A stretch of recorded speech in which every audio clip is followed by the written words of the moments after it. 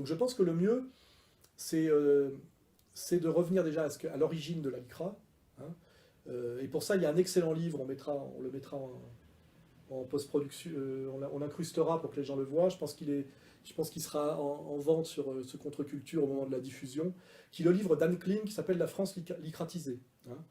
La LICRA, au début, est on va dire, une structure purement juive bolchevique, dont le but est de, comment dirais-je, de couvrir des assassinats politiques, notamment sur les territoires français. Au début, ça s'appelle la Ligue anti-pogrom, et après ça devient la LICA, la Ligue internationale contre l'antisémitisme. Hein, voilà. Donc en fait, si je l'explique globalement en m'appuyant sur la sociologie juive, c'est une structure, comment dirais-je, de rapport de force, de domination de la communauté organisée. Hein. Ça fait partie des structures de domination de la communauté organisée, dont je parlais tout à l'heure, communauté très respectée, parce qu'ayant accumulé historiquement beaucoup de structures de pouvoir économiques, idéologiques, politiques, etc., ce que les Maghrébins n'ont toujours pas compris. Voilà.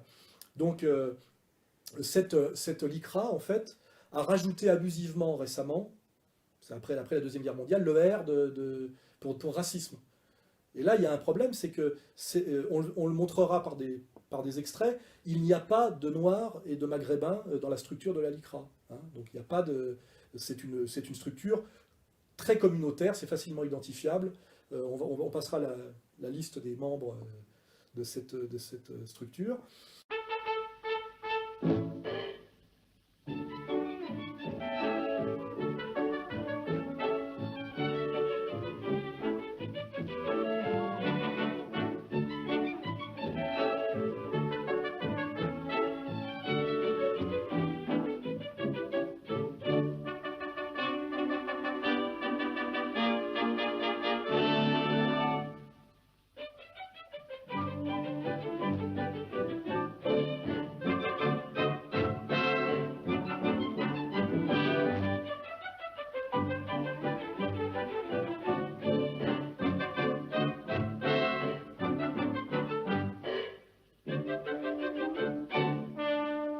Attention, ça commence vraiment à sentir le racisme.